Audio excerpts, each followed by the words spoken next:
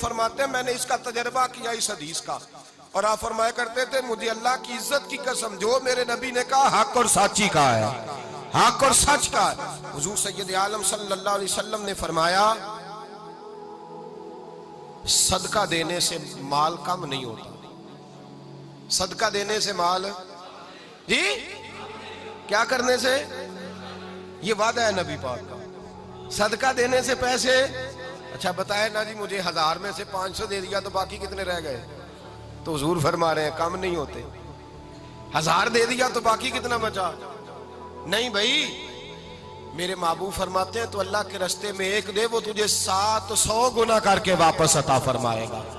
نبی پاک نے فرمایا صدقہ دینے سے مال کم نہیں ہوتا، اور فرمایا معذرت کرنے سے عزت میں کمی نہیں آتی، معذرت کرنے سے عزت میں کمی، اللہ اکبر، معذرت کرنے سے عزت میں کمی، اور حد کر دی میرے حبیب نے، فرمایا تو رب کی رضا کے لیے عاجزی کر، تیرے نبی کا وعدہ ہے اللہ تجھے عزت عطا فرما دے گا، تو جھک جا اللہ کی رضا، عاجزی اختیار کر، سادگی اختیار کر، سادگی عاجزی کر، تجھے اللہ ایک دو باتیں اس میں ارشاد، ایک معذرت کر غلطی ہو جائے، اور دوسرا پہلے عاجزی کی بات سنیں۔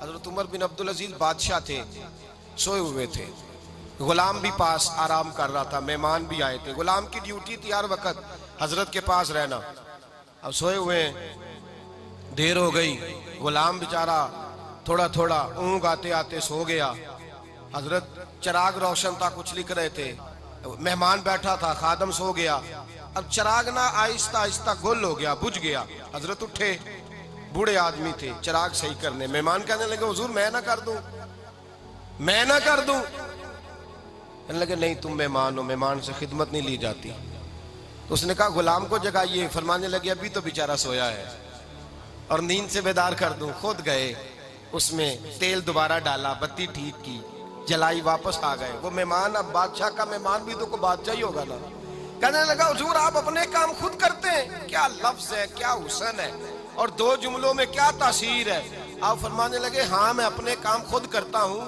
جب میں گیا تھا تب بھی عمر بن عبدالعزیز ہی تھا، اور جب چراغ صحیح کر کے واپس آیا ہوں تو پھر بھی عمر بن عبدالعزیز ہی ہوں، میرے اندر کوئی تبدیلی آئی، میں وہی ہوں جو گیا تھا۔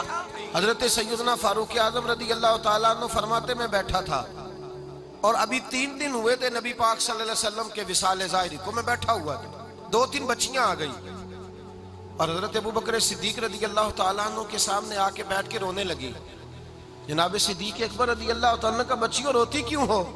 تو کہنے لگے آپ خلیفہ بن گئے ہیں، جب سے ہمارے ابا کا انتقال ہوا تھا ہمارا ذریعہ معاش یہ تھا کہ ہم نے بکریاں رکھی ہوئی تھی، آپ روز آتے تھے بکریوں کا دودھ دھوتے تھے، ہم پی بھی لیتی تھی، بیچ کے گزارا بھی کر لیتی، اب آپ تو خلیفہ بن گئے، کون آیا کرے گا؟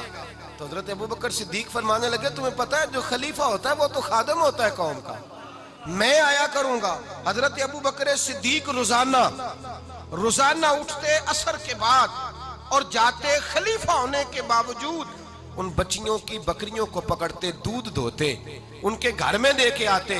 حضرت فاروق اعظم جب بھی دیکھتے تو کہتے ابوبکر تو پیچھے آنے والوں کے لیے رستہ بڑا مشکل کر رہا ہے، بڑا مشکل کر رہا ہے، جگر راہ وفا میں نقش ایسے چھوڑ آیا ہوں، میں جس منزل سے گزرا ہوں وہ اب تک یاد کرتی ہے۔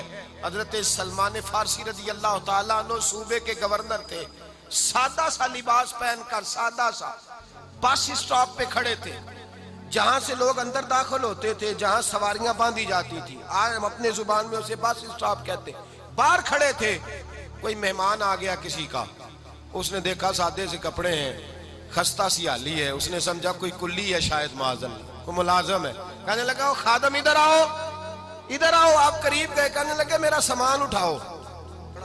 امام غزالی فرماتے ہیں جب تو علم پڑھنے بیٹھتا ہے تو یہ بھی خیال کرنا تیرے اندر تکبر کا بوٹا نہ لگ جائے، عاجزی اختیار کرنا، عاجزی، سر پہ رکھا ہوا ہے سامان، حضرت سلمان فارسی نے، گورنر صاحب نے، اس آدمی کا، مہمان کا سر پہ سامان رکھا اور جا رہے، سنو اور غور کرو، جب جا رہے تھے جو آدمی بھی ملتا گورنر صاحب ہمیں دے دے، مہمان پریشان ہو گئے، کہنے لگے حضور آپ گورنر ہیں؟ فرمانے لگے نہیں، یہ تو میرا دنیا داری کا نام ہے جو ان لوگوں نے رکھا ہوا ہے، اصل میرا نام وہی ہے جو تو نے لے کے پکارا ہے، اصل نام وہی ہے. تو نے کہا غلام ادھر آ. آپ فرمانے لگے پہلے میں ایک یہودی کا غلام تھا, پھر رب تعالیٰ نے فضل کیا تو میں محمد عربی کا غلام ہو گیا, رسول اللہ کا غلام ہوں, اور جب میں نبی پاک کا غلام ہوا ہوں تو اس سارے صوبے کا امام ہو گیا ہوں. تو اصل تو میں غلام ہی ہوا نا. دوسرا میرے نبی پاک صلی اللہ علیہ وسلم نے, ایک تو عاجزی سے عزت ملتی ہے, تکبر سے عزت. وہ جو بندہ جھجکتا ہے نا تیرے نیڑے جانے سے, تو کہتا ہے میری بڑی عزت کرتا ہے, وہ عزت نہیں کرتا. شیر کی عزت ہوتی ہے کہ خوف ہوتا ہے؟ بولے نا تو نہیں نہ ڈر لگتا ہو. شیر کا کیا ہوتا ہے؟ خوف. اس کی عزت نہیں ہوتی. تو درندہ ہے, درندوں کی بھی کبھی عزت ہوتی ہے. تو جو آدمی ڈنڈے کے زور پر لٹکا کے ڈنڈا اور وہ لوگوں سے عزت کرا رہا, تو بھائی یہ تیری عزت نہیں ہے, تیرا خوف ہے. عزت عاجزی میں ہے, انکساری میں ہے. اور دوسرا میرے نبی پاک صلی اللہ علیہ وسلم نے فرمایا عزت معاف کرنے میں ہے. عزت کس چیز میں ہے؟ بدلہ لینے میں عزت. یہ حقائق ہے. عزت بدلہ لینے, جس نے ایک تھپڑ کے جواب میں 2 مارے وہ باعزت نہیں, بلکہ مسند امام احمد بن حنبل پڑھی, حضرت موسیٰ علیہ السلام کوہ طور پہ کھڑے, میرے رسول پاک علیہ السلام فرماتے ہیں جناب موسیٰ علیہ السلام نے اللہ کی بارگاہ میں عرض کیا, اے اللہ ساری دنیا کہتی ہے ہم عزت والے ہیں, ہم عزت والے, من اعز عبادہ کا یا اللہ, اے اللہ تو بتا تیرے بندوں میں عزت والا کون ہے؟ تو حضرت موسیٰ کہتے ہیں رب کریم نے فرمایا اذا قادرا غفارا, جس کے پاس بدلہ لینے کی طاقت ہو پھر بھی معاف کر دے وہ بڑی عزت والا ہوا کرتا ہے. جو اینٹ کے جواب میں پتھر مار سکتا ہو, جو گولی کے جواب کے اندر 15 گولیاں مار سکتا ہو, لیکن معاف کر دے وہ بڑی عزت والا ہے. عزت والا ہے جو معاف کرے.